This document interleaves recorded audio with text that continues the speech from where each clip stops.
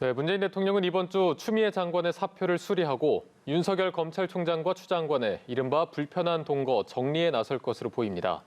문 대통령은 이를 고리로 국정 동력을 위해 2차 개각을 통한 인적 쇄신에도 나설 것으로 전망됩니다. 성승환 기자입니다. 문재인 대통령은 법원이 윤석열 검찰총장 징계 효력 중단을 결정한 것과 관련해 인사권자로서 국민께 사과한다고 했습니다.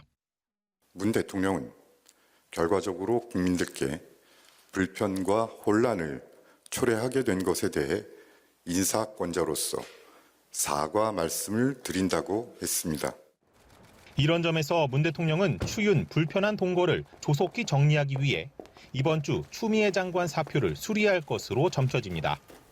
주초 검찰개혁 상징으로 꼽히는 고위공직자 범죄수사처장 후보 추천이 이루어진 직후가 될 수 있다는 관측이 많습니다.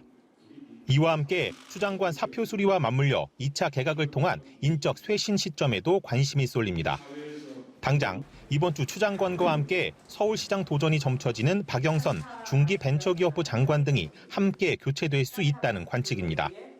취임 2년이 넘은 산업통상자원부, 고용노동부 등 일부 장관도 포함될 수 있습니다.